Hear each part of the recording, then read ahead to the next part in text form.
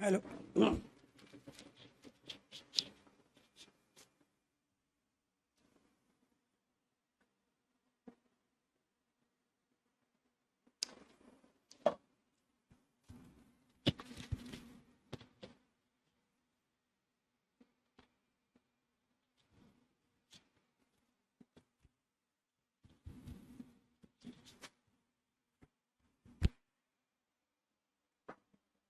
जी नमस्कार साथियों, good morning प्यारे दोस्तों, जय हिंद, वंदे मातरम, राधे राधे।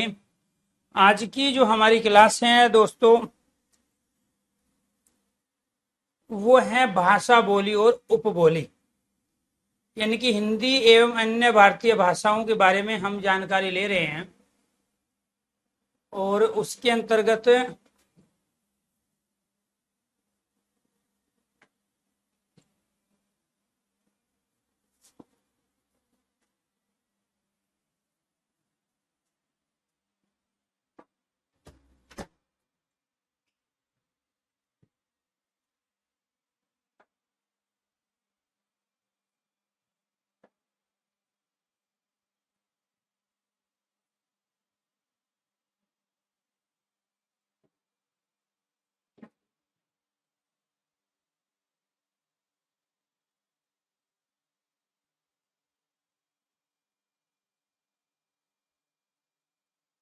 एक बार इसको सेव कर लेते हैं, पहली क्लास का लगा हुआ है। आप फिर आपका टॉपिक स्टार्ट करते हैं।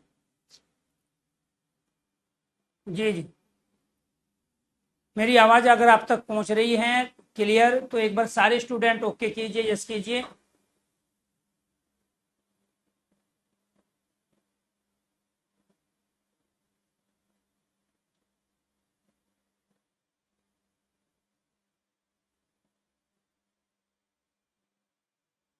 जी गुड मॉर्निंग अभिषेक, सुमित, अंकित, सालू, मोनू, सुशील, राजा, अजय, मुकेश, अश्वनी, ओम सिंह, चंदन, ममता, राकेश, निखिल, रणबीर, रविंदर, नेहा, काजल, आशुतोष, निकिता, यश, भारती, संगम, अश्वनी, सोनम, सुरजीत, विपिन, दिलीप, तन्मय, जितेंद्र। जी धन्यवाद। चलो, तो टॉपिक चल रहा था हिंदी एवं अन्य भारतीय भाषाएं, जिसमें लिपि के बारे में, भाषा परिवार के बारे में, और इसके साथ साथ प्यारे दोस्तों हमने पढ़ा था, ठीक है, भारतीय संविधान में हिंदी का रोल क्या है। ठीक, भारतीय संविधान में हिंदी।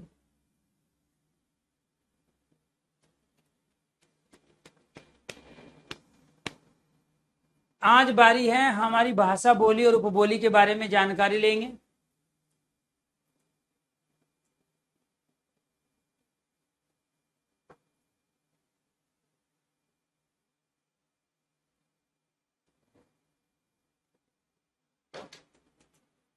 जी जी, गुड मॉर्निंग, गुड मॉर्निंग।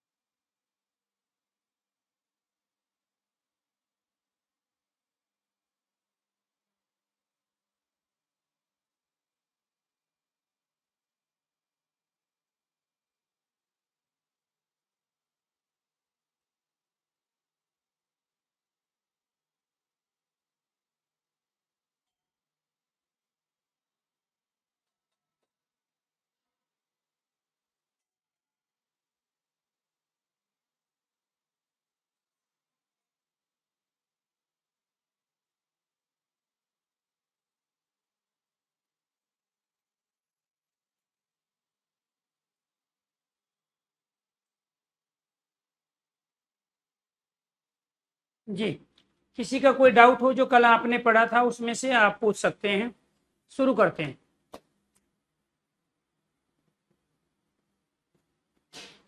नहीं, हो गया। हमने दोबारा बोर्ड को बंद करके, वो पीडीएफ बड़ी थी, ठीक है, इसमें थोड़ा सा इशू था।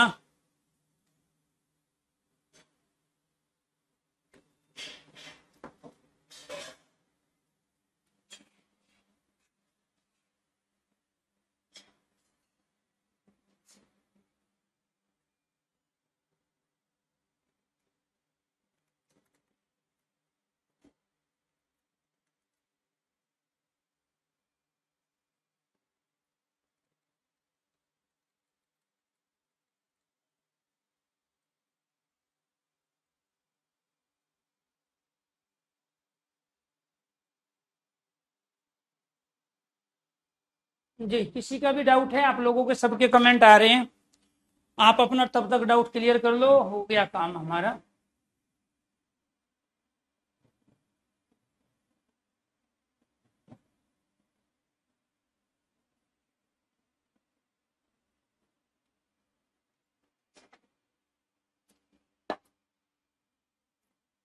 नोट्स नोट्स की कैटेगरी में आपको मिलेंगे,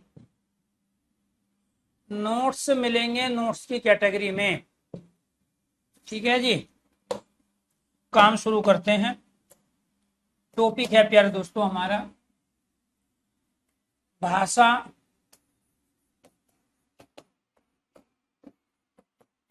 बोली एवं उपबोली। आज इनके बारे में जानेंगे, हिंदी एवं अन्य भारतीय भाषाओं वाले टॉपिक के अंतर्गत। दूसरी चीज आपको ये ध्यान रखनी है, यहाँ पे सबसे पहले जो भाषा थी वो भाषा संस्कृत। संस्कृत कन्वर्ट होके कुछ समय के बाद पाली के रूप में आई, पाली कन्वर्ट होके बदल के प्राकृत के रूप में आई, प्राकृत जो है वो अपभ्रंश के रूप में आई, अपभ्रंश कुछ समय के बाद कन्वर्ट होके अवहट के रूप में आई, और अवहट कन्वर्ट होके प्राचीन हिंदी के रूप में आई, प्राचीन हिंदी, प्राचीन हिंदी कन्वर्ट होके आधुनिक हिंदी के रूप में, ये बदल के किस में आ गई, आधुनिक हिंदी के रूप में। और आधुनिक हिंदी कन्वर्ट हो जाएगी जब आप बूढ़े हो जाएंगे, आपके पोता पोती होंगे, तो उस समय हमारे देश में इंग्लिश बोली जा रही होगी। क्या बोली जा रही होगी? इंग्लिश। आधी हिंदी आधी इंग्लिश। संस्कृत के प्राचीन समय में दो रूप थे, एक था वैदिक संस्कृत, दूसरा लौकिक संस्कृत। ये आपको ध्यान रखना है। एक क्या था? वैदिक संस्कृत, और दूसरा लौकिक संस्कृत। वैदिक संस्कृत, वैदिक जो संस्कृत है वो प्यारे दोस्तों मंत्रों वाली संस्कृत है, जिसमें मंत्र का प्रयोग है। तो जो संस्कृत मंत्र वाली है वो वैदिक संस्कृत है। दूसरा क्या है? लौकिक संस्कृत। चूंकि एक प्रत्यय लगा है तो लोक में आपको ध्यान रखना है। अब ये देखो, इसमें भी एक प्रत्यय का प्रयोग हुआ है, तो वो क्या है हमारा? लौकिक संस्कृत। लौकिक संस्कृत कौन सी संस्कृत होती है? इस लोक वाली संस्कृत, इस लोक वाली संस्कृत। दो चीजें समझिए जी यहाँ पर। एक शब्द क्या है आपका? वैदिक है, और दूसरा शब्द क्या है? लौकिक है। कैसे बने हैं? यहाँ पे मूल शब्द वेद है, यहाँ पे मूल शब्द लोक है, और इन दोनों में एक प्रत्यय का प्रयोग हुआ है। जहां एक प्रत्यय का प्रयोग होता है, शब्द के आरंभ में अगर ए है तो आ में बदल जाते हैं, छोटा ई, बड़ा ई और आई है, तो प्यारे दोस्तों वो इस वाले आई में बदल जाते हैं। अगर छोटा ऊ, बड़ा ऊ और ये प्यारे दोस्तों यहाँ औ है, तो ये एक प्रत्यय का अगर प्रयोग होता है तो ये किस में बदल जाते हैं? औ में बदल जाते हैं। ये आपको ध्यान रखना है, इसमें बदल जाते हैं। अब यहाँ पर ये जो वेद शब्द था, तो इसमें जो ये दो मात्रा आई है, तो क्यों आई इसमें ये दो मात्रा?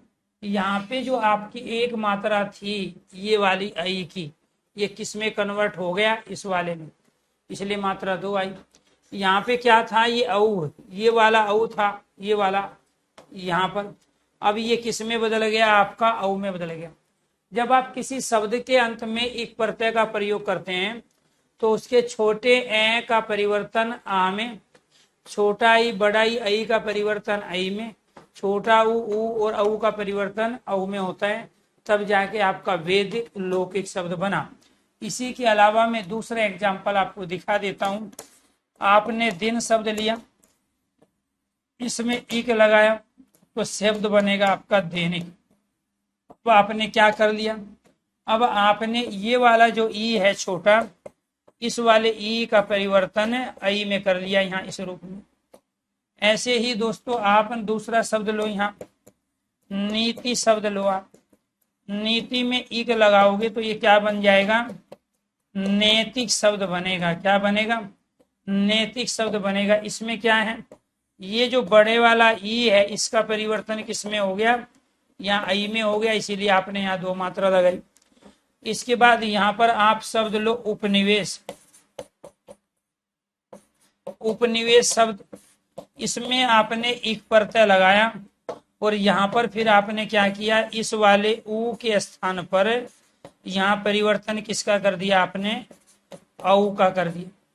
और इससे जो शब्द बनेगा वो क्या बनेगा? औपनिवेशिक, ये शब्द बनेगा। अब ये जो आया है आपका ये औ, ये तो यहाँ कहीं था ही नहीं, तो वो क्या हुआ? ऊ के स्थान पे औ का परिवर्तन। तो इसीलिए वो किसी भी रूप में पूछ लेगा, जो भी क्वेश्चंस बनेगा मैं वो क्लियर करता हुआ आगे बढ़ूंगा। तो यहाँ क्वेश्चन क्या बना कि ये वैदिक और लौकिक शब्द में मूल शब्द क्या है? मूल शब्द वेद और लोक है, क्योंकि एक प्रत्यय का प्रयोग हुआ है, इसलिए ये क्या बन गया? यहाँ पे ये दो मात्रा आ गई आपकी। दूसरी चीज आपको ये समझनी है कि मंत्र कौन से होते हैं? ओम भूर्भुवः स्वः तत्सवितुर्वरेण्यं भर्गो देवस्य धीमहि धियो यो न प्रचोदयात्, ये मंत्र है। तो ये वैदिक संस्कृत वही है जो ऋग्वेद में, यजुर्वेद में, सामवेद में, अथर्ववेद में जो मंत्र दिए गए। ये लौकिक संस्कृत रामायण और महाभारत वाली संस्कृत है जो श्लोकों में दी गई है। तमेव माता च तमेव पिता तमेव बंधु च सखा तमेव, वो श्लोक है। और जो ओम भूर्भुवः स्वः ये गायत्री मंत्र है। तो यहाँ मंत्र और श्लोक ये प्राचीन संस्कृत है और ये प्यारे दोस्तों आधुनिक संस्कृत है। तो यहाँ पर ये जो हिंदी का जो जन्म हुआ इस लौकिक संस्कृत से माना गया। तो हिंदी का जो जन्म माना जाता है वो किससे माना जाता है? हिंदी का जन्म तो इस लौकिक संस्कृत से। हिंदी का जन्म इन श्लोकों ने किया, ये आपको ध्यान रखना। तो इन श्लोकों से हुआ, लौकिक संस्कृत से हुआ। और ये लौकिक संस्कृत कौन सी है? रामायण और महाभारत। तो दुनिया का सबसे बड़ा ग्रंथ महाभारत है, जिसमें 1 लाख श्लोक है और जिसके 3 अलग अलग भाग है, जय भारत और महाभारत। तो पहले प्यारे दोस्तों 3 अलग अलग भागों में लिखा गया। पहले भाग का नाम जय रखा गया, दूसरे भाग का नाम भारत रखा गया, तीसरे का नाम महाभारत रखा गया। वेद व्यास ने तमाम जो श्लोक इधर उधर बिखरे पड़े थे उनको एक स्थान पे लाके उसका नाम महाभारत रखा। और वो 1 लाख श्लोकों का दुनिया का सबसे बड़ा ग्रंथ। और दुनिया का सबसे प्राचीन सबसे पहला ग्रंथ क्या है? ऋग्वेद, वो वैदिक संस्कृत थी। तो यानी कि हिंदी का जो जन्म माना गया, हिंदी की जो जननी मानी गई वो क्या है? संस्कृत है। और हिंदी के विकास में जो सबसे बड़ा रोल अदा किया वो अपभ्रंश ने किया। अगर आपसे कोई पूछे कि हिंदी का विकास कहाँ से हुआ, तो हिंदी का विकास, ठीक है, हिंदी को पालने पोसने का जो काम किया, हिंदी की जो ताई, चाची, बुआ और बड़ी बहन है वो अपभ्रंश मानी जाती है। अगर आपसे पूछा जा रहा है हिंदी की बुआ बताओ तो अपभ्रंश, हिंदी की बड़ी बहन तो अपभ्रंश, हिंदी की माता तो वो संस्कृत, और संस्कृत में भी अगर वो वैदिक और लौकिक संस्कृत ऑप्शन में देता है तो राइट आंसर क्या होगा आपका, लौकिक संस्कृत होगा। ठीक है, ये आपको ध्यान रखना। इसके बाद प्यारे दोस्तों, जब यहाँ पर लौकिक संस्कृत जब चल रही थी, वैदिक संस्कृत जब थी, भारत के इस तमाम भूभाग पर लोग संस्कृत में विचारों का आदान प्रदान कर रहे थे, लिखने की बोलने की भाषा संस्कृत उस समय रही थी। और ये भाषा 4000 साल पहले तमाम जो फॉरेन कंट्री के लोग हैं वो भी मानते हैं कि भारत में 4000 साल पहले संस्कृत में ही बातचीत होती थी, संस्कृत में ही संवाद होता था, संस्कृत में ही विचारों का आदान प्रदान होता था। तो उस समय तमाम ग्रंथ भी लिखे गए जिनका आज भी हम अनुशीलन कर रहे हैं, अध्ययन कर रहे हैं। लेकिन हुआ क्या कि यहाँ पे बहुत सारे जो जिनको जिम्मेदारी दी गई, जो अपने आप को बुद्धिजीवी कहते थे, ठीक है, जो पढ़े लिखे वर्ग थे, उन्होंने अपने स्वार्थ की पूर्ति के लिए बहुत सारे आडंबर शुरू कर दिए महाभारत काल के बाद और रामायण के बाद में। तो जो बाह्य आडंबर ब्राह्मणों के द्वारा हुए, तो दिखावे के लिए बहुत सारी दान दक्षिणा लेने लगे, फिर बलि प्रथा शुरू हो गई, तो लोगों का मोह भंग हुआ। और जब लोगों का मोह भंग हुआ तो इस विचारधारा को पतन की ओर ले जाया गया कुछ व्यक्तियों के द्वारा। तो फिर दूसरा एक स्थान बना पाली का। तो पाली किसकी है, तो ये तो वैदिक धर्म की भाषा है। तो ये किसकी भाषा है, ये वैदिक धर्म की भाषा है।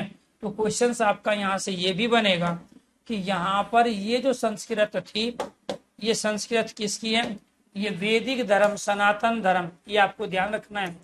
ये क्या है, वैदिक धर्म, सनातन धर्म की भाषा संस्कृत थी। लेकिन प्यारे दोस्तों आपको ध्यान रखना है, पाली की जो भाषा है ये बौद्धों की भाषा है। पाली किसकी है, ये बौद्ध धर्म की भाषा है। तो वैदिक धर्म के बाद बौद्ध धर्म का उत्थान हुआ।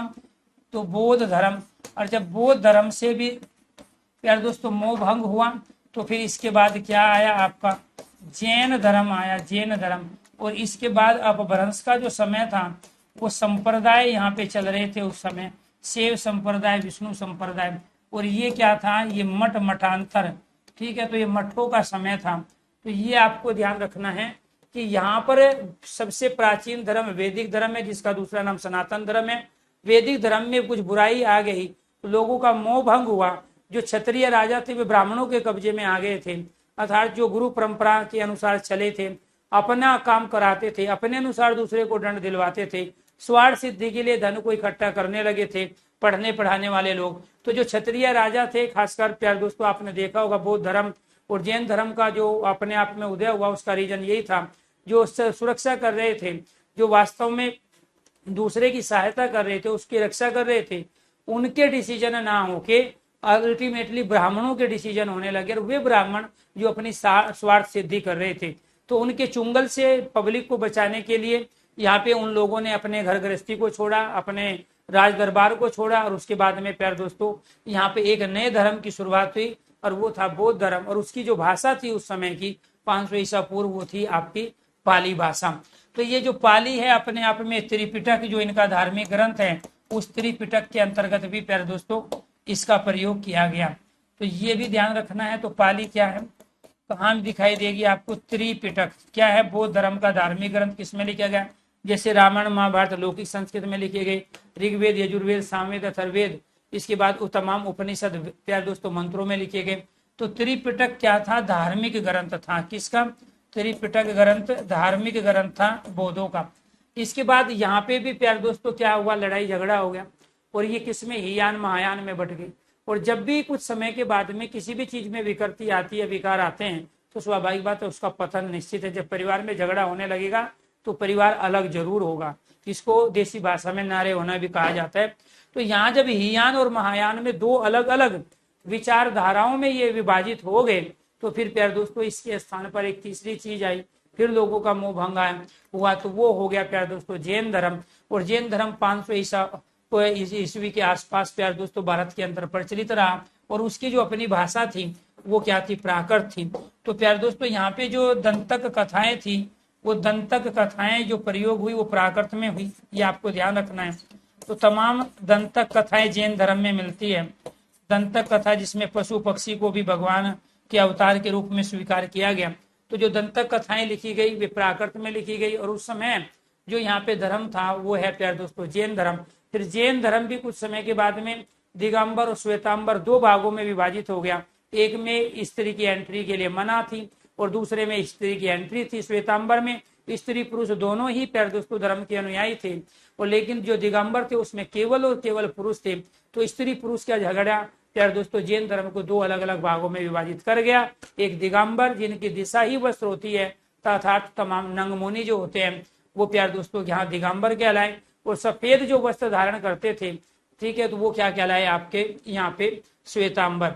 तो इससे भी लोगों का मोह भंग हुआ। फिर संप्रदाय चले, तो कुछ जगह विष्णु की पूजा होने लगी, कुछ जगह शिव की पूजा होने लगी, कुछ जगह शक्ति अर्थात देवी की पूजा होने लगी। तो फिर पर्टिकुलर अपने हिसाब से भारत के अलग अलग कोने पे अलग अलग देवताओं का प्रभुत्व रहा, उनको आराध्य माना गया और उनकी उपासना का प्रचलन चला। तो उस समय इस देश में जो भाषा थी वो थी प्यारे दोस्तों अपभ्रंश।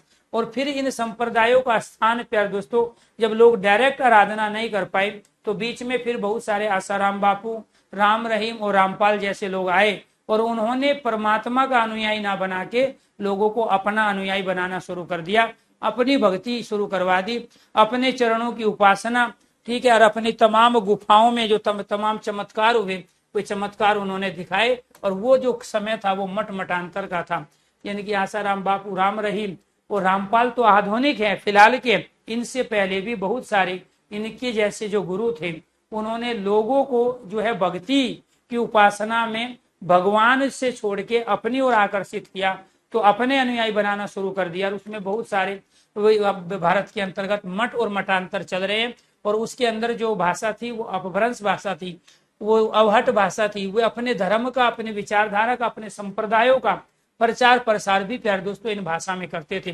तो तमाम मठ मठांतरों का जो प्रचार प्रसार हुआ वो अवहट में हुआ, तमाम संप्रदायों का जो हुआ है वो अपभ्रंश भाषा में हुआ। जैन धर्म का प्रचार प्रसार प्राकृत में हुआ, बौद्ध धर्म का प्रचार प्रसार पाली भाषा में हुआ, वैदिक धर्म का प्रचार प्रसार संस्कृत भाषा में हुई। तो इसलिए कहा जाता है कोस कोस पे बदले पानी, चार कोस पे वाणी, यानी कि भाषाएं अपने रूप को कुछ समय के बाद परिवर्तित करती रहती है। तो ये जो प्राचीन हिंदी है, ये प्राचीन हिंदी प्यारे दोस्तों आपकी वो हिंदी है जिसमें अरबी फारसी शब्दों का प्रयोग हुआ है। तो अरबी फारसी मिश्रित हिंदी हम इसको कहते हैं। अरबी फारसी मिश्रित हिंदी कौन सी हिंदी कहलाई आपकी? ये प्राचीन हिंदी कहलाई। ठीक है, क्यों? क्योंकि यहाँ पे मुस्लिम शासन काल था, और मुस्लिम शासन काल में यहाँ की जो भाषा थी वो उर्दू थी। ठीक है, लेकिन धीरे धीरे 1000 ईस्वी के आसपास हिंदी अपने एक नए रूप में आई, और जिसमें तत्सम शब्दों की जगह अरबी फारसी शब्दों की बहुलता थी, अरबी फारसी शब्दों का प्रयोग ज्यादा किया जाता है। तो 1000 ईस्वी के आसपास यहाँ पर ये जो बात चल रही थी प्यारे दोस्तों, 500 ईसा पूर्व से लेके 500 ईस्वी तक ये परिवर्तन आया, जिसको प्यारे दोस्तों हम जो है प्राचीन भारतीय जो भाषा आर्य भाषा होती है उसके अंदर हम केवल संस्कृत को लेते हैं, लेकिन जो मध्यकालीन होती है वो पाली, प्राकृत, अपभ्रंश और अवहट है, और जो आधुनिक भारतीय आर्य भाषा है उसके हम हिंदी के इन दो रूप को लेते हैं। तो मैंने हेडिंग डलवाया था पिछली क्लास में आपको, ठीक है, तो ये उसमें था आर्य भाषाएं। तो 3 आर्य भाषाएं होती है, जो उसमें से एक प्राचीन भारतीय आर्य भाषा होती है। तो प्राचीन भारतीय आर्य भाषा ये थी जिसमें प्यारे दोस्तों 1500 ईसा पूर्व से लेके, ठीक है, 500 ईस्वी तक का जो समय माना गया है वो संस्कृत का माना गया। 500 ईसा पूर्व से लेके 1500 ये प्यारे दोस्तों आपकी, ठीक है, मध्यकाल की आर्य भाषा मानी गई। और फिर जो आधुनिक आर्य भाषा थी उसके अंदर हमने हिंदी के इन 2 रूप को लिया। तो जिस तरीके से भाषाएं कुछ समय के बाद अपने आप को परिवर्तित कर रही थी, इसके कालखंड को आर्य भाषा की दृष्टि से 3 भागों में बांटा गया: प्राचीन भारतीय आर्य भाषा, मध्यकालीन भारतीय आर्य भाषा और आधुनिक प्यारे दोस्तों भारतीय आर्य भाषा। तो इसमें आपको ध्यान रखना है, तो 1000 ईस्वी के आसपास हिंदी अपने नए रूप में आई। उससे पहले यहाँ उर्दू का प्रयोग हो रहा था, लेकिन जब हिंदी का जो प्रारंभिक रूप था उसमें प्यारे दोस्तों अरबी फारसी मिश्रित से शब्दों का प्रयोग किया गया, उसमें उर्दू के शब्दों की बहुलता थी। लेकिन जो ये आधुनिक हिंदी है इसमें तत्सम शब्दों की बहुलता है, जिसकी वजह से इसको संस्कृतनिष्ठ हिंदी भी कहा जाता है। इसको क्या कहा जाता है? संस्कृतनिष्ठ हिंदी। क्यों? क्योंकि संस्कृत के जो शब्द है वही तत्सम कहलाते हैं, तो ये कहलाती है संस्कृतनिष्ठ हिंदी। तो यानी कि आधुनिक हिंदी का दूसरा नाम क्या है? संस्कृतनिष्ठ हिंदी है। प्राचीन हिंदी का दूसरा नाम क्या है? अरबी फारसित मिश्रित हिंदी है। तो ये आपको ध्यान रखना है। आज के समय में जो प्यारे दोस्तों चल रही है वो आधुनिक हिंदी है, लेकिन जब आप बूढ़े हो जाओगे लगभग 2060-70 के आसपास, 2060-70 के आसपास आपको ध्यान रखना है हमारे देश में प्यारे दोस्तों इंग्लिश का बोलबाला होगा, आधी हिंदी और आधी इंग्लिश का जो है चलन होगा। यानी कि जो पहले 1000 ईस्वी के आसपास हिंदी की भाषा के अंदर अरबी फारसी शब्दों की अधिकता थी, वही प्यारे दोस्तों यहाँ पे कुछ समय के बाद में अरबी फारसी शब्दों का स्थान किसने ले लिया? संस्कृत के तत्सम शब्दों ने ले लिया। अब संस्कृत के तत्सम शब्दों का स्थान कौन लेंगे? अंग्रेजी के शब्द लेंगे। और वो कब लेंगे? 2060 से लेके 2070 के आसपास के समय में। तो ये थे प्यारे दोस्तों, आप वो आपसे पूछेगा इनका उद्भव और विकास। तो हिंदी का जो उद्भव और विकास है उससे संबंधित जो चीजें हैं वो आपके सामने रखी गई। एक तो क्वेश्चन आपका ये बनेगा, हिंदी का उद्भव व विकास का सही। और दूसरा क्वेश्चन बनेगा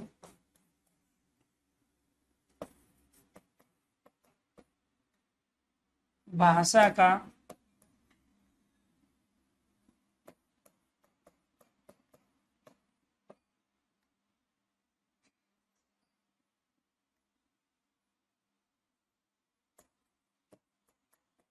भाषा के विकसित रूप का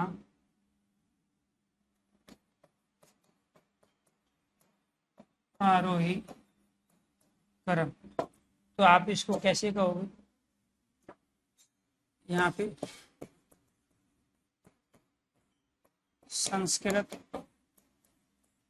पाली, बीच में से किसी एक को गायब भी कर सकता है वो, अपभ्रंश, अवहट,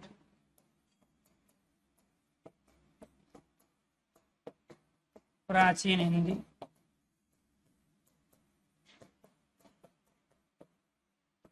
आधुनिक हिंदी,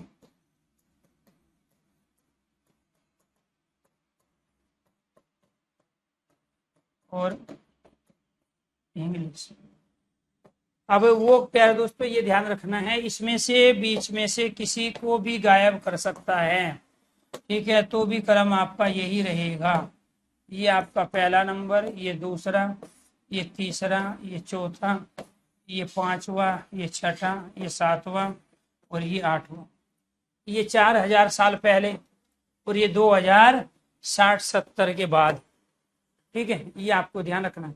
वो आरोही क्रम, बढ़ता क्रम पूछे या वो उद्भव और विकास पूछे, ठीक है? हिंदी का उद्भव और विकास कैसे हुआ, तो इसमें से प्यारे दोस्तों जो जननी कहलाई, जो माता कहलाई, हिंदी की जननी जो कहलाई, हिंदी की जो माता कहलाई, ठीक है, तो वो कहलाई संस्कृत। और हिंदी को विकसित, हिंदी को विकास करने वाली, हिंदी को पालन पोषण आपका आपकी बुआ ने भी किया है, आपकी बड़ी बहन ने भी किया है, चाची और ताई ने भी, इसीलिए हिंदी को बड़ी बहन कहा जाता है, अपभ्रंश को हिंदी की बड़ी बहन कहा जाता है। तो हिंदी का जो विकास हुआ तो वो विकास किसने किया? अपभ्रंश ने। अवहट ने क्यों नहीं किया? क्योंकि अवहट के बाद ही तो प्राचीन हिंदी आई। अवहट का जो भूभाग था वो बहुत सीमित था, यानी कि अवहट का जो प्रयोग किया जा रहा था भारत के अंदर वो बहुत कम क्षेत्रफल पे हो रहा था, बहुत कम लोगों के द्वारा हो रहा। तो जिसका वजूद ही कम हो तो स्वाभाविक बात है वो किसी को दूसरे को विकसित करने में उसको ज्यादा मदद नहीं कर सकते।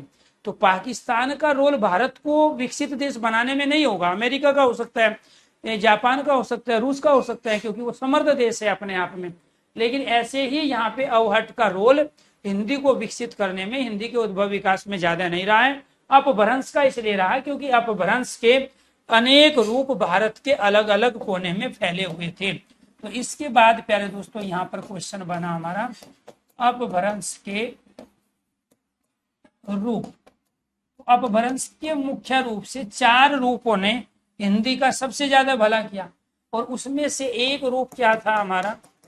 शोर सैनी अपभ्रंश। क्या है जी? एक क्या है? शोर सैनी अपभ्रंश। इसने हिंदी का सबसे ज्यादा भला किया है, शोर सैनी अपभ्रंश। दूसरा अर्धमागधी अपभ्रंश, अर्धमागधी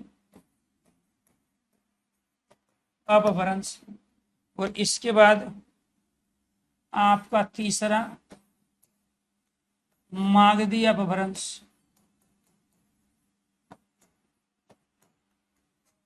मागधी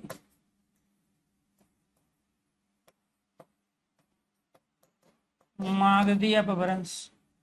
और इसके बाद नागर व पेशाची, नागर व पेशाची, नागर व पेशाची अपभ्रंश। इन चार रूपों ने सबसे ज्यादा भला किया हिंदी को विकसित करने में। ये अपने आप में विवाद का क्वेश्चन है, कई बार ये भी किताबों में दिया गया है कि हिंदी का जन्म अपभ्रंश भाषा से हुआ। देखो, जन्म तो उससे होता है जो सबसे पहले है, तो जन्म तो संस्कृत से हुआ। इनने विकास करने में हिंदी के बहुत बड़ा रोल दिया, हिंदी को विकसित करने में बहुत बड़ा रोल दिया। इसके अलावा भी अपभ्रंश के बहुत सारे रूप है, जैसे खस अपभ्रंश है, लेकिन उन्होंने ज्यादा सहयोग हिंदी को विकसित करने में नहीं किया। तो ये आपको ध्यान रखना है, अपभ्रंश के इसके अलावा भी बहुत सारे रूप हैं, लेकिन ये जो चार रूप है अपभ्रंश के, जो भारत के अलग अलग कोने पे, भारत के एक अलग अलग भूभाग पर बहुत ज्यादा दूर तक फैले हुए थे, तो उसमें प्यार दोस्तों हम सोरसैनी, अर्धमागधी, मागधी और नागर पेशाची, इनका हम प्रयोग कर रहे थे। अब इससे आपको ये ध्यान रखना है, हमारी उपभाषाएं विकसित हुई, ठीक है। तो इससे कौन सी विकसित हुई? इससे जैसे पश्चिमी हिंदी है, ये हमारी उपभाषा है। तो उपभाषा क्या है? भाषा का क्षेत्रीय रूप है। तो पश्चिमी हिंदी जो निकली है वो आपके सोरसैनी वाले अपभ्रंश से है। पूर्वी हिंदी जो निकली है, पूर्वी हिंदी, पूर्वी हिंदी वो आपकी अर्धमागधी वाले से। इसके बाद बिहारी हिंदी,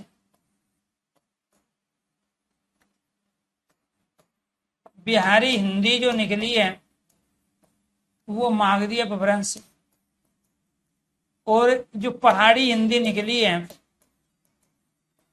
पहाड़ी हिंदी, वो आपकी नागर और पेशाची अपभ्रंश से, ठीक है जी।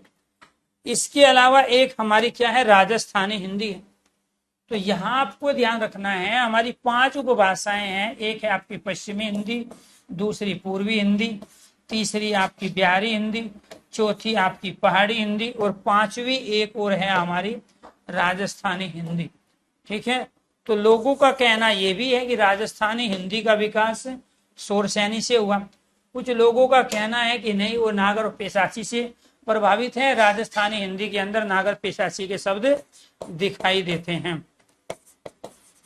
राजस्थानी हिंदी, तो ये जो हिंदी है ये भारत के अलग अलग भूभाग पर आपको दिखाई दे रही है। यानी कि हमारे देश में खासकर उत्तर भारत के तमाम राज्यों में हिंदी बोली जा रही है, लेकिन वो हिंदी अपने आप में डिफरेंट है। राजस्थान के अंदर जो राजस्थानी बोली जा रही है, उत्तर प्रदेश में प्यारे दोस्तों वो नहीं है। छत्तीसगढ़ में जो हिंदी बोली जा रही है वो उत्तरांचल, उत्तराखंड और हिमाचल प्रदेश में नहीं है। तो कहने का मतलब ये हुआ कि भारत के जो राज्य है, उत्तर प्रदेश है, बिहार है, मध्य प्रदेश, छत्तीसगढ़ है, झारखंड है, तो आपको ध्यान रखना है, दिल्ली है, ठीक है, राजस्थान है, हरियाणा है, इन सब में हिंदी बोली जा रही है। लेकिन हिंदी के अलग अलग रूप है। अब वे हिंदी के अलग अलग रूप क्या है? पश्चिमी हिंदी, पूर्वी हिंदी, ठीक है, इसके बाद बिहारी हिंदी, पहाड़ी हिंदी और राजस्थानी हिंदी। तो ये क्या है? ये सारे के सारे प्यारे दोस्तों आपकी 5 उप भाषाएं हैं। तो भाषा विकसित होने से पहले किस रूप में थी? उपभाषा के रूप में थी। जैसे उप मुख्यमंत्री होता है, उप प्रधानमंत्री होता है, ठीक है, उपराष्ट्रपति, तो ऐसी उपभाषाएं भी होती है, ठीक है। तो ये अपने आप में भाषा क्या है? जैसे राष्ट्रपति। और उपभाषा क्या है? जैसे उपराष्ट्रपति। तो कहने का मतलब ये हुआ कि जो हिंदी हम प्रयोग कर रहे हैं वो भाषा है, लेकिन उस हिंदी के 5 अलग अलग रूप थे। पश्चिमी हिंदी, पूर्वी हिंदी, बिहारी हिंदी, पहाड़ी हिंदी, राजस्थानी हिंदी, ठीक है। तो उन्हीं को हम क्या कह रहे हैं? उपभाषाएं। तो हिंदी की कितनी उपभाषाएं हैं? 5 उपभाषाएं हैं। उत्तर भारत के हिंदी भाषी राज्यों के अंदर अलग अलग तरह की हिंदी क्यों दिखाई देती है? क्योंकि इनमें अलग अलग तरह के अपभ्रंश भाषा पहले प्रचलित थी। अगर अपभ्रंश भाषा का रूप एक होता तो एक ही तरह की हिंदी सब जगह बोली जाती, सब जगह लिखी जाती। लेकिन जब अपभ्रंश जिससे पाली पोसी गई है, अपभ्रंश जिससे हिंदी विकसित हुई है, जब उसके रूप ही अलग अलग थे अलग अलग क्षेत्र में, तो उससे अलग अलग तरह की हिंदी विकसित हो गई। तो एक रूप था शोरसेनी अपभ्रंश, एक अर्धमागधी अपभ्रंश, मागधी अपभ्रंश, नागर पेशाची अपभ्रंश। दिव्य उसी से प्यार दोस्तों हमारी इन 5 भाषाओं, 5 उपभाषाओं को विकसित किया गया। इसके बाद बात करते हैं हम यहाँ पर, ये अपने आप में एक क्वेश्चन तो आपका ये बना, ठीक है, अपभ्रंश के कौन से रूप है जिन्होंने हिंदी का विकास किया, अपभ्रंश के कौन से रूप से कौन सी उपभाषा निकली है, ये क्वेश्चन बना। फिर आपका ये बना हिंदी का उद्भव विकास का सही क्रम बताइए क्या है। सबसे पहले संस्कृत, पाली, प्राकृत, अपभ्रंश, अवट, प्राचीन हिंदी।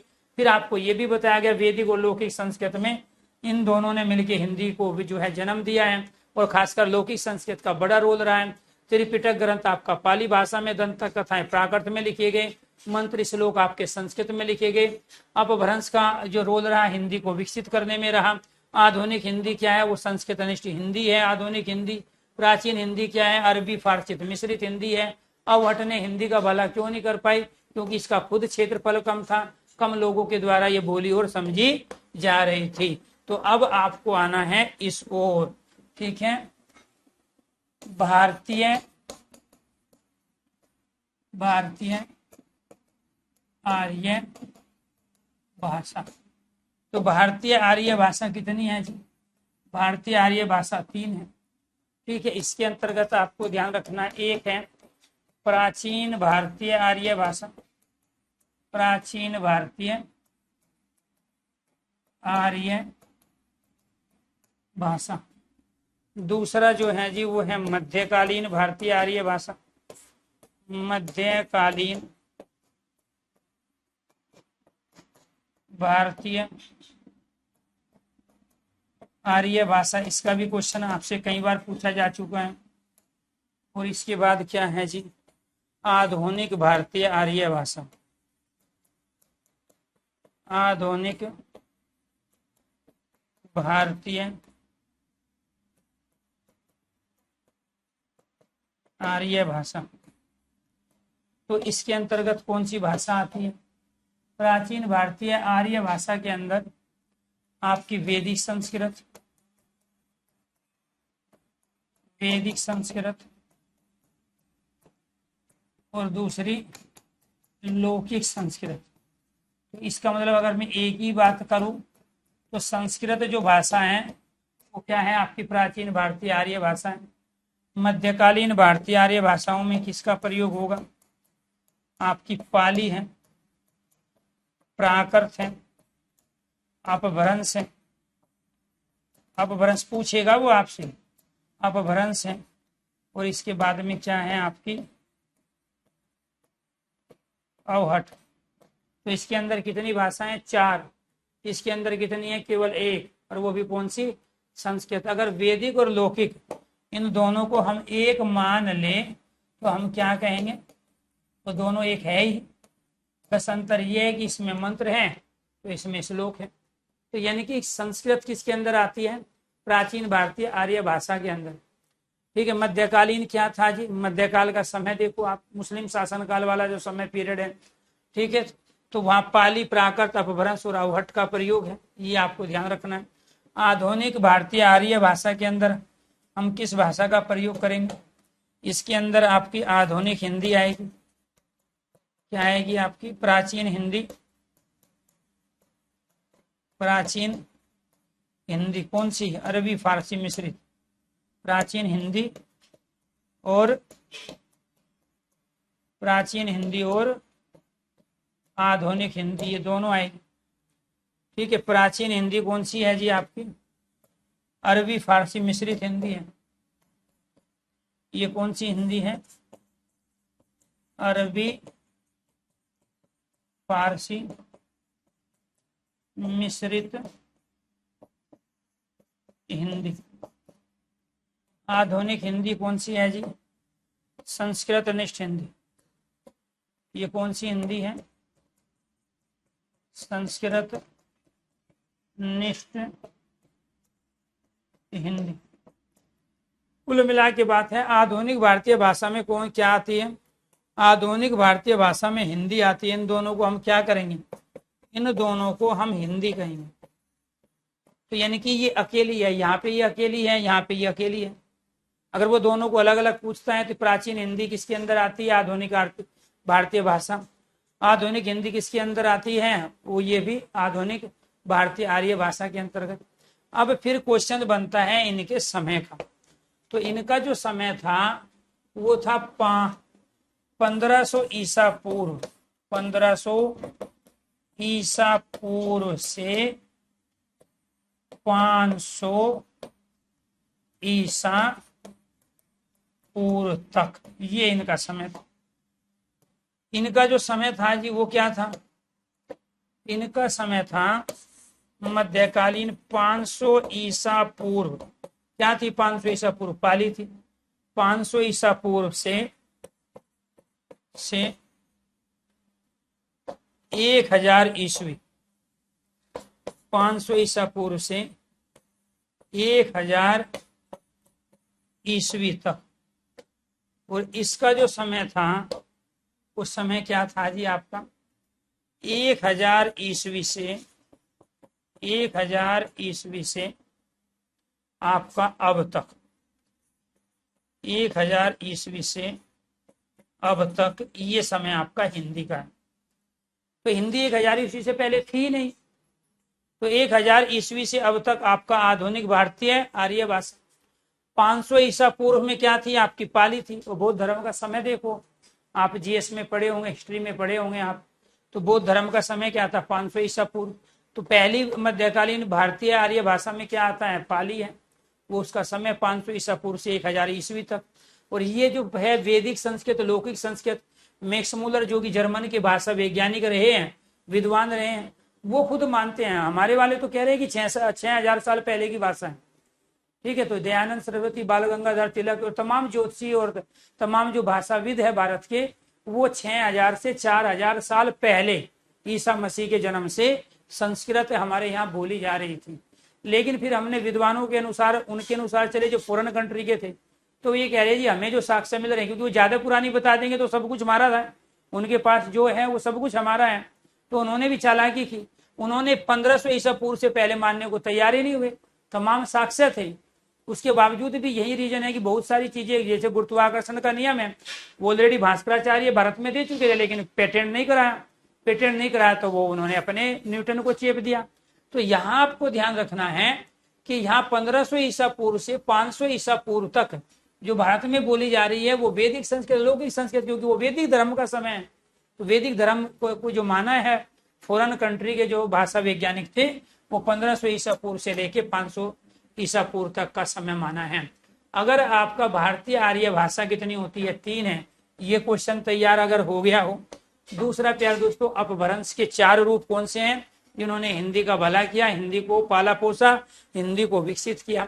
अगर हिंदी का उद्भव और विकास के अंतर्गत इसमें से बीच में से कोई एक गायब करेगा, पूछ लेगा इसका क्रम बताओ, तो सबसे पहले संस्कृत, फिर पाली, प्राकृत, अपभ्रंश, अवट, ये आपके हो गए। और इसके बाद चलते हैं प्यार दोस्तों, भाषा के बाद हम चलते हैं अपनी बोलियों की तरफ। और बोली में क्या आएगा आपका, ये आपको यहाँ देखना है। तो सबसे पहले देश, सबसे पहले क्या है जी? सबसे पहले देश है। और देश में क्या बोली जा रही है? देश में बोली जाती है भाषा। और भाषा कौन सी है हमारे देश में? वो है हिंदी। और ये हिंदी भी क्या है जी? इसको मिल गया राजभाषा का दर्जा। इसको क्या मिल गया? राजभाषा का दर्जा। ठीक है। देश के बाद क्या आते हैं जी? देश के बाद आते हैं राज्य। ठीक है। और राज्य के अंदर क्या बोली जा रही है? राज्य के अंदर बोली जा रही है, पहले अपभ्रंश ले लेते हैं। यहाँ पे क्या लेते हैं? अपभ्रंश के रूप, अपभ्रंश के रूप। तो अपभ्रंश का एक रूप क्या हो गया आपका? थोड़ा इधर लिखना पड़ेगा। अपभ्रंश के रूप एक, शोर सैनिक, अपभ्रंश, सोर्स यानी अपभ्रंश। इसके बाद दूसरा क्या है जी आपका, अर्धमागधी, अर्धमागधी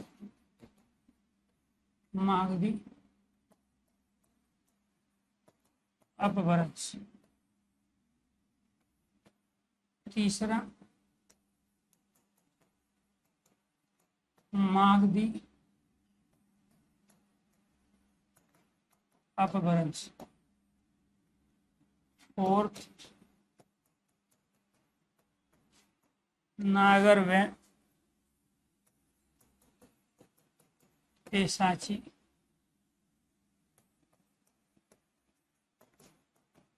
अपभ्रंश।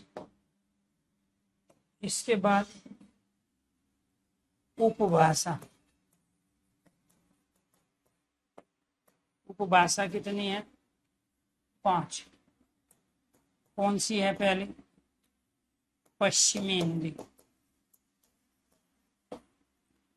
पश्चिमी हिंदी।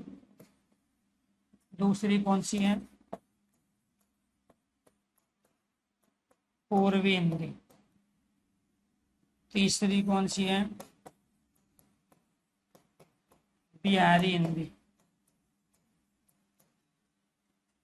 चौथी कौन सी है, राजस्थानी हिंदी। पांचवी कौन सी है,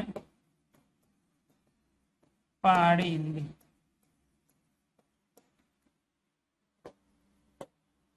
तो सोर्स यानी अपभ्रंश से पश्चिमी हिंदी निकली, अर्धमागधी से पूर्वी हिंदी, मागधी अपभ्रंश से बिहारी हिंदी का जन्म हुआ, नागर पेशाची से राजस्थानी और पहाड़ी हिंदी विकसित हुई जो कि उपभाषा है।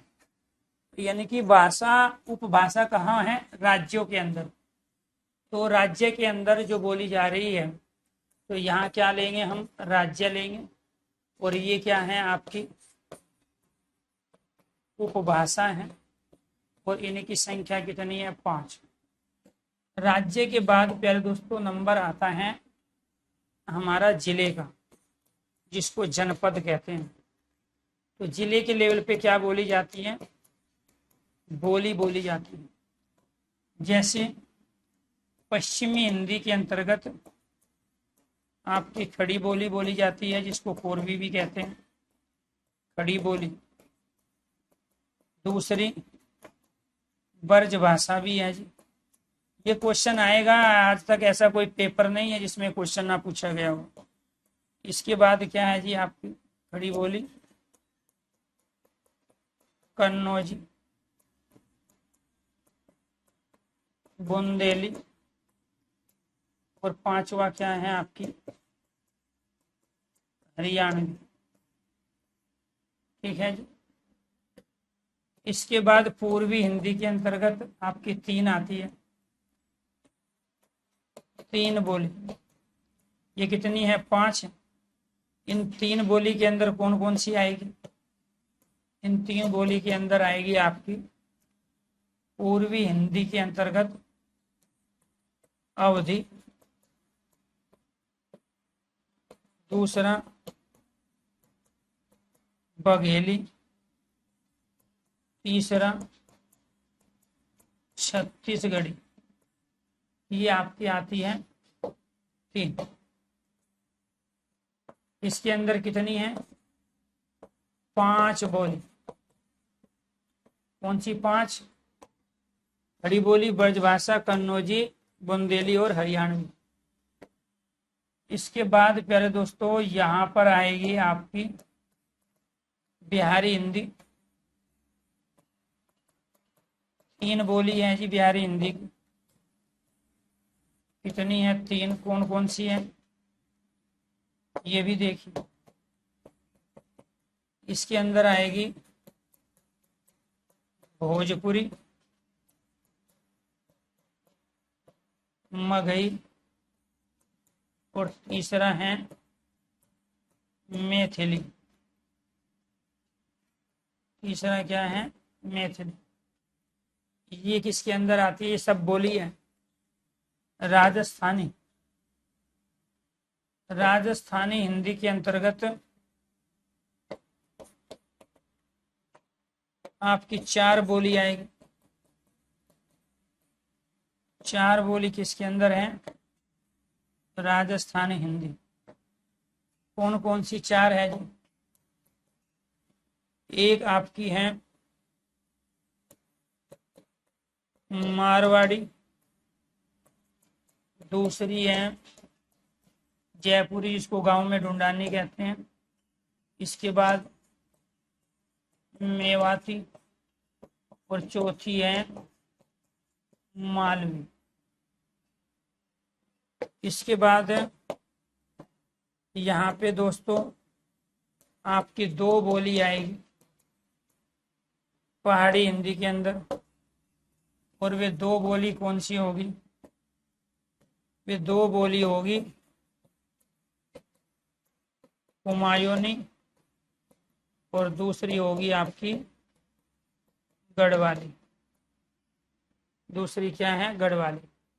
अब आपसे पूछा जाएगा हिंदी में कितनी उपभाषाएं हैं? क्वेश्चंस का राइट आंसर 5। हिंदी की प्रमुख या मुख्य बोली बताइए।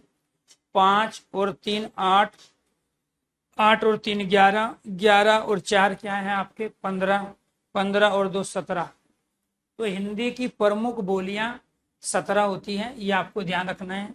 हिंदी की प्रमुख बोली कितनी है? 17 है।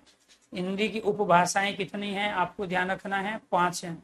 हालांकि इनके अलावा भी बहुत सारी बोलियां हैं, ये ध्यान रखना है। इनके अलावा भी बहुत सारे अपभ्रंश के रूप हैं, लेकिन इन 4 रूप ने हिंदी का सबसे ज्यादा भला किया, जिनसे हिंदी की 5 उपभाषाएं विकसित हुई, और इन 5 उपभाषाओं से ये हमारी तमाम यहाँ पे बोली निकल के आई। ठीक है, तो आपसे वो क्या करेगा? इनमें से वो देके, इनको देके ये पूछ लेगा, इनको देके ये, निम्न में से कौन सा पश्चिमी हिंदी की बोली नहीं है? निम्न में से कौन सी पूर्वी हिंदी की बोली है? निम्न में से कौन सी बिहारी हिंदी की बोली नहीं है? निम्न में से कौन सी राजस्थानी हिंदी की बोली है? निम्न में से कुमायूं किसके अंतर्गत आती है? किस उपभाषा के अंदर आती है? तो आप कहोगे पहाड़ी हिंदी। इनको देके उपभाषा पूछना, उपभाषा को देके प्यार दोस्तों बोली को पूछा जा सकता है। तो ये आपको ध्यान रखना है। ऐसा कोई एग्जाम नहीं है कि हिंदी एवं अन्य भारतीय भाषाओं से क्वेश्चन पूछे जाए और यहाँ बोली और उपभाषा से क्वेश्चन ना हो। तो ये आपको ध्यान रखना है। कहाँ कहाँ बोली जाती है इसके बारे में कल हम चर्चा करेंगे डिटेल में, तो कल फिर एक बार मैं इसको लिखूंगा।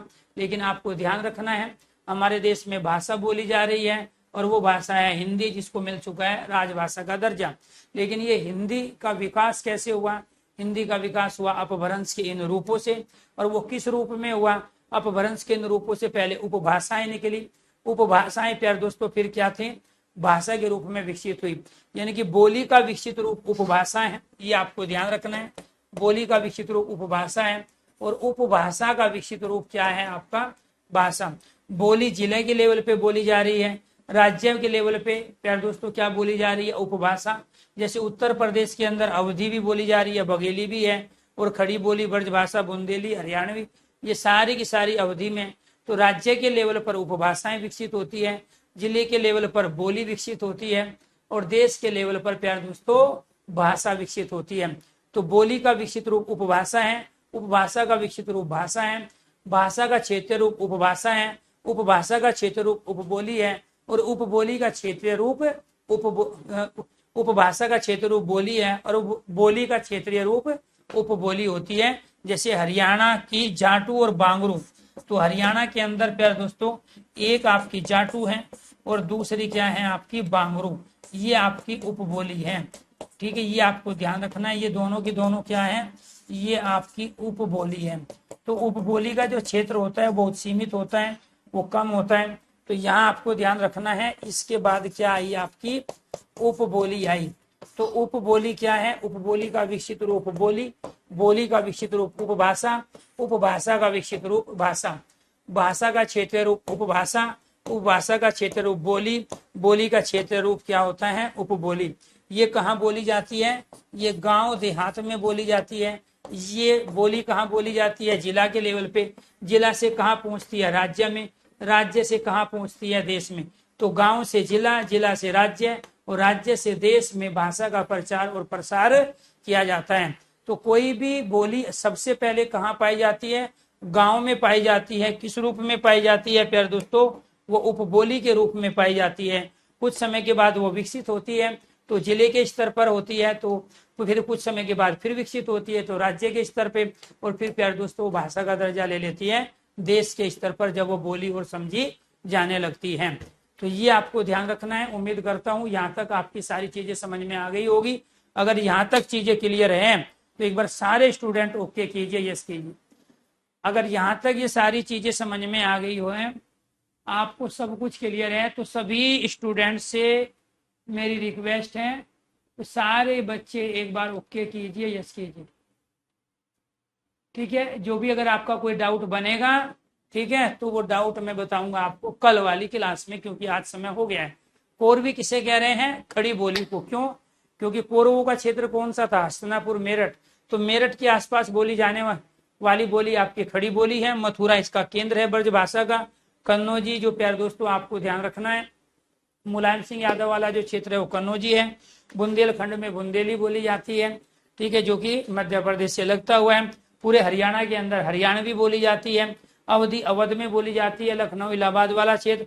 बघेली कुछ उत्तर प्रदेश कुछ मध्य प्रदेश में बोली जाती है। मध्य प्रदेश में सतना डिस्ट्रिक्ट है और उत्तर प्रदेश में हमीरपुर महोबा डिस्ट्रिक्ट है, उसमें बघेली है। पूरे छत्तीसगढ़ में जो है छत्तीसगढ़ी बोली जाती है। भोजपुरी कुछ उत्तर प्रदेश और कुछ बिहार में है। उत्तर प्रदेश से लगता हुआ बिहार के हिस्से में क्या है? भोजपुरी है। योगी आदित्यनाथ वाला सारा क्षेत्र भोजपुरी क्षेत्र है। मगही बिहार का बिल्कुल मध्य भाग है, बीचों बीच वहां मगही बोली जाती है। बिहार जो नेपाल से लगता हुआ बिहार है उसमें मैथिली बोली जाती है, इसलिए वो मिथांचल की मांग करते हैं। तो नेपाल से लगता हुआ बिहार का हिस्सा मैथिली है। जो पाकिस्तान से राजस्थान का हिस्सा लगता है उसमें मारवाड़ी बोली जाती है।